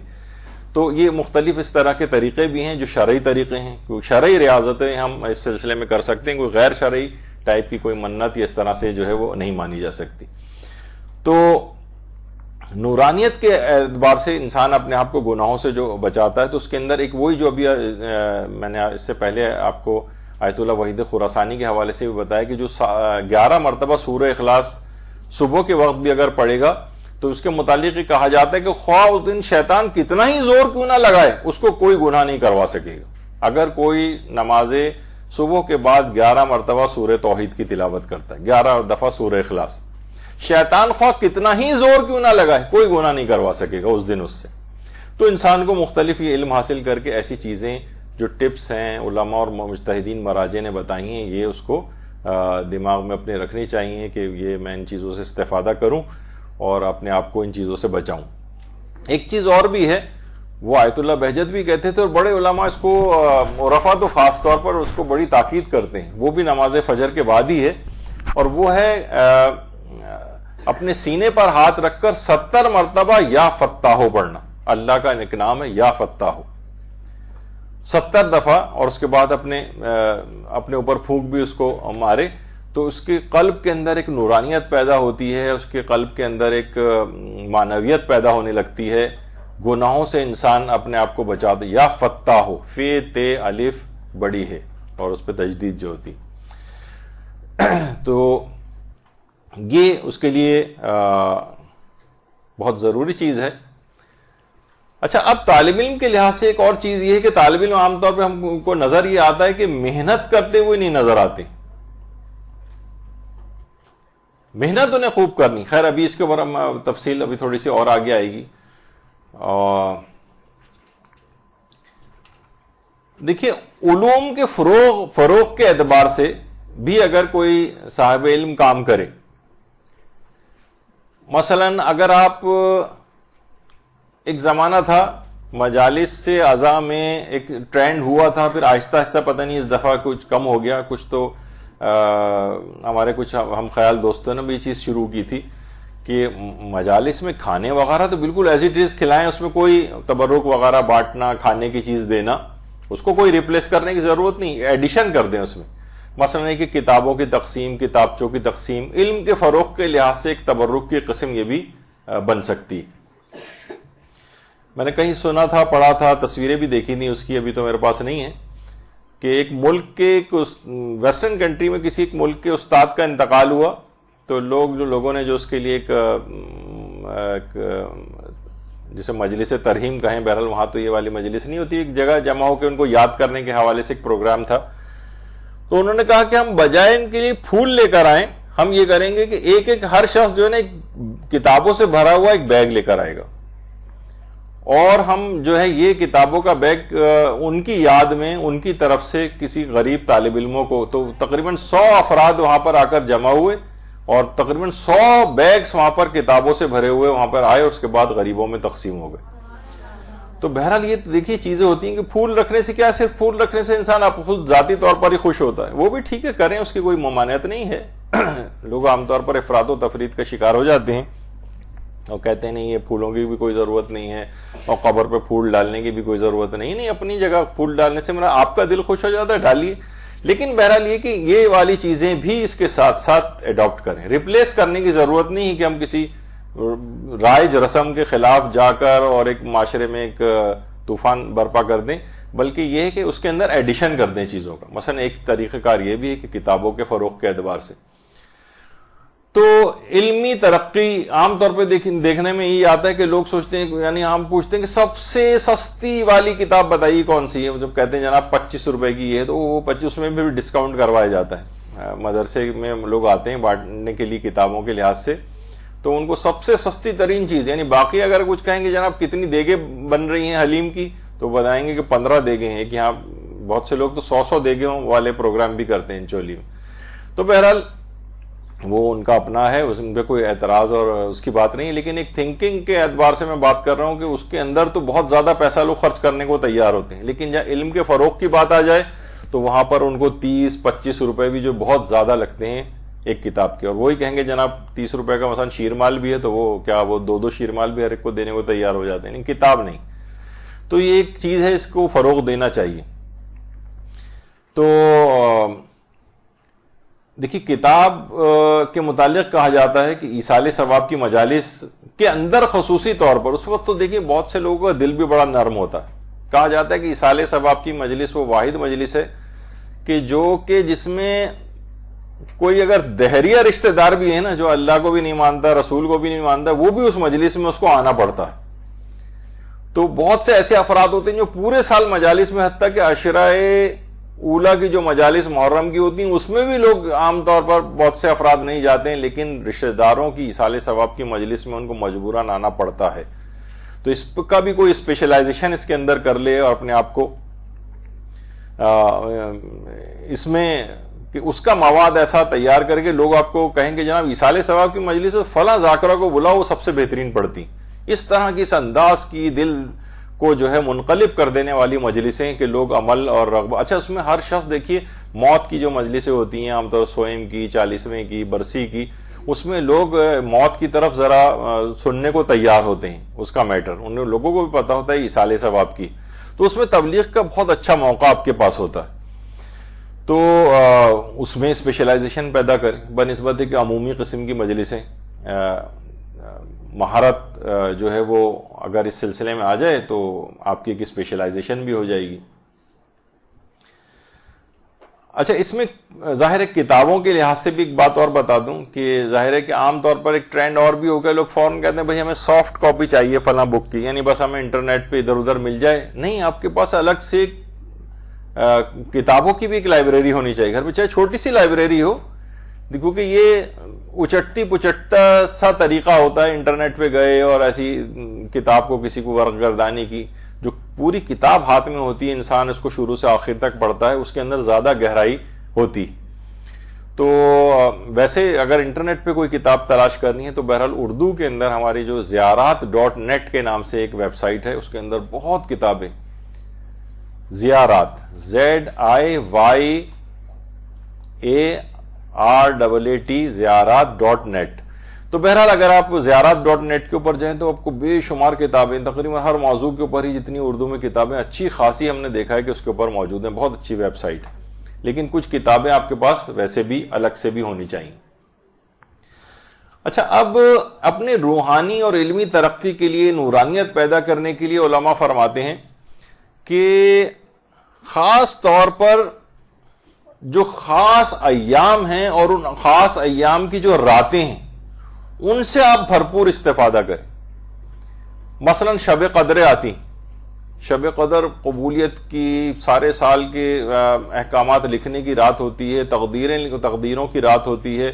اس رات کو علی الخصوص اپنے علم اور اپنے نورانیت کے لحاظ سے اسپیشلی دعا کریں. کتنی اور اس طرح کی مقدس راتیں اور آتی ہیں. شب عید بھی اس میں سے ایک رات ہے. اور کچھ مہینے ایسے ہیں جیسے رجب، شعبان، رمضان کچھ عرصے میں بعد آنے والے ہیں، اس لحاظ سے شب عید غدیر ہے، یا اس طرح کی کچھ جو خاص ایام اور خاص راتیں ہیں ان کے اندر اپنے علم کے لحاظ سے آپ ضرور دعائیں کرنی چاہیے. اور علماء ہم دیکھتے ہیں کہ وہ شب قدر کا بھی جو سب سے بڑا عمل بتایا گیا ہے کہ اس رات کو بھی انسان علوم دینیا کے اندر بسر کرے. علماء یہ آیت اللہ شبیری زنجانی موجودہ زندہ مراجع میں سے ایک ہیں، ماشاءاللہ حیات ہیں. تو علماء کی اپنی سیرت میں بھی یہ چیز ملتی ہے کہ وہ شب قدروں کے اندر بھی علم کو حاصل کرتے ہیں اور اس کے فروغ کے لیے گزارتے ہیں. اچھا، ایک چیز اور بھی علماء کہتے ہیں کہ خاص طور پر وہ یہ کہ تمام علوم اور موضوعات کے اندر آپ علم فقہ کے اندر خاص طور پر کوشش کریں کہ مہارت، علم فقہ جسے کہا جاتا ہے یا عام طور پر فقہ کے نام سے معروف ہے. تو آیت اللہ بہجت بھی کہتے تھے کہ اللہ سے ارتباط کا طریقہ اللہ اور امام زمانہ کی اطاعت کرنا ہے،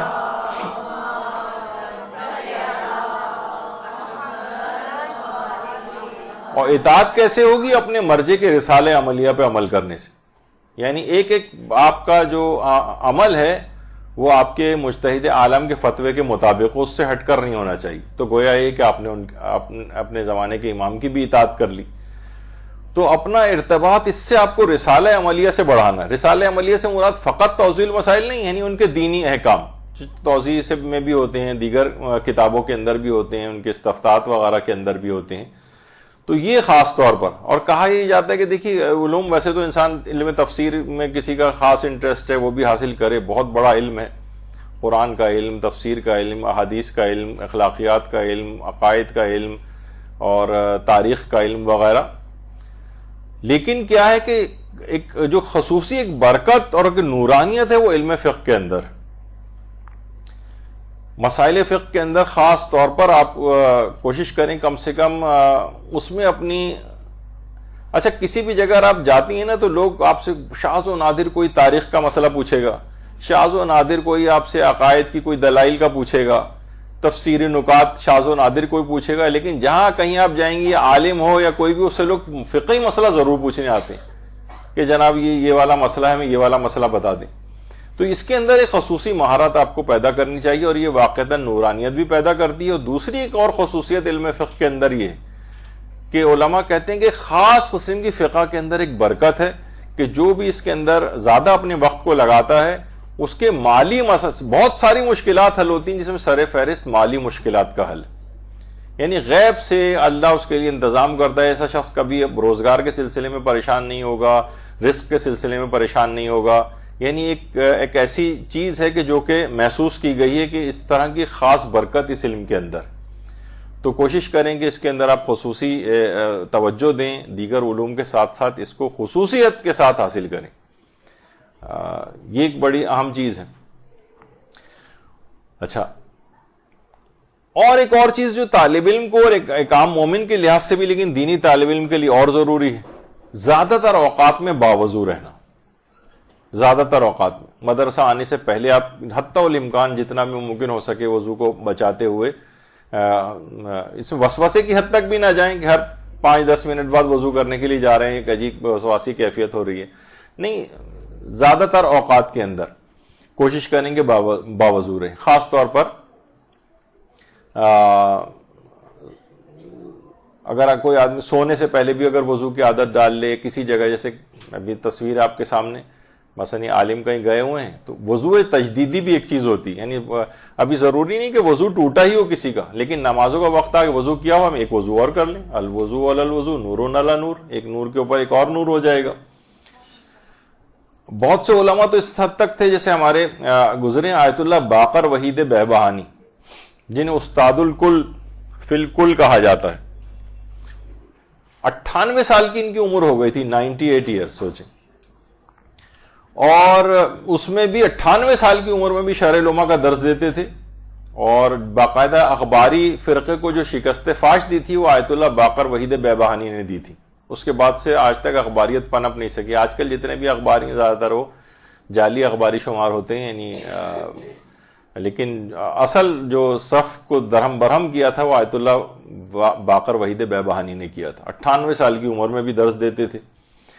یہ اس حد تک ان چیزوں سے آگاہ ہو گئے تھے کہ اپنے بہت سے شاگرد جو طہارت کے عالم میں نہیں ہوتے تھے ان کو باقاعدہ پیسے دے کے کہتے تھے جاؤ حمام جاؤ اور غسل کر کے آؤ. وہ کہتے تھے کہ وہ معنویت اور وہ چیز تمہارے اندر نہیں آئے گی. وضو نہیں ہے تو وضو کر کے آ کے بیٹھو، غسل نہیں ہے تو غسل کر کے آ کے بیٹھو، تب ہم میرے درس میں آؤ. اور اس حد تک پہچان رکھتے تھے کہ وہ خاص شاگردوں کو پوائنٹ آؤٹ کر لیتے تھے کہ کون وضو اور غسل سے نہیں، اور باقاعدہ بھیجا کرتے تھے. وہ کہتے تھے کہ خاص معنویت اور ایک نورانیت. خواتین کے اندر ظاہر ہے خواتین کے اپنے کچھ احکام ہوتے ہیں، جس حد تک وہ اس کی پابندی کر سکے کریں، اور جہاں پابندی نہیں ہو پاتی وہاں پر مجبوری ہے. لیکن اس میں بھی وضو کر کے مثلا درس وغیرہ کو تو جو ہے وہ سنا جا سکتا ہے، پڑھا جا سکتا ہے. تو اس کا علی الخصوص اہتمام کرنا چاہیے. اسی طریقے سے مثلا آیت اللہ جواد انصاری حمدانی ہمارے گزرے، بہت ہی بڑے عرفا کے اندر سے گزرے. وہ بھی یہ پہچان لیتے تھے کون شخص وضو سے اور کون شخص وضو سے نہیں.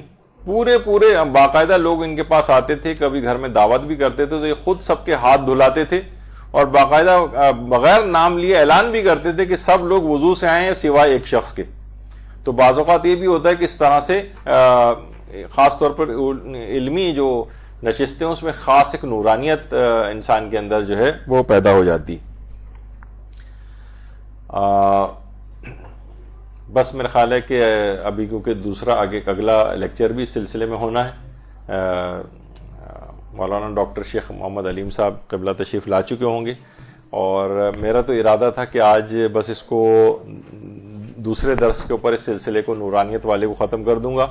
لیکن مجھے یہ اندازہ یہ ہو رہا ہے کہ شاید آدھا بھی میں مکمل نہیں کر سکا، بات سے بات نکلتی چلی گئی. لیکن کیونکہ اتنا اہم ہے کہ ساری زندگی سب چیزیں آپ کے کام آئیں گی، تو میں کوشش یہ کروں گا کہ اس کو تیسرے جو درس ہوگا اس میں اس کو انشاءاللہ ختم کر دیا جائے. لیکن یہ کیونکہ اتنا غیر اہم نہیں ہے، آپ نے دیکھا کہ اس میں کتنے پوائنٹس ایسے ہیں کہ جو آپ کو عام زندگی میں بہت کام آئیں گے. ان کے اوپر اگر آپ عمل کریں تو ایک نورانیت پیدا ہوتی چلی جائے گی، اور پھر باقی زندگی علوم حاصل کرنے کا جو دورانیہ ہے اس میں بہت برکت آئے گی. بہت جلدی آپ کیچ کریں گی علوم کی باتوں کو، اور رکاوٹیں کم سے کم ہوں گی. کیونکہ آپ دیکھیں گے کہ جب آتا ہے نا انسان خاص طور پر مدارس وغیرہ کے اندر، تو شیطان کے لیے اتنا پریشان کن ہے یہ بات کہ وہ کتنے حربے استعمال نہیں کرے گا. بعض اوقات آپ کے گھر والوں کو استعمال کرے گا کہ آپ کے لیے رکاوٹیں کھڑی کرے، پریشانیاں کھڑی کرے کہ آپ کا مدرسے آنے کا سلسلہ رک جائے. تو شیطان کو بھی شکست فاش دینی ہے، تو انہی اذکار، توسل اور ان تمام چیزوں سے دینی ہے جو کہ ابھی آپ نے سنے ہیں. انشاءاللہ ابھی کچھ باتیں اور رہ گئی، وہ اگلی نشست کے اندر بیان کریں گے. وصلی اللہ علی محمد وآلہ الطیبین.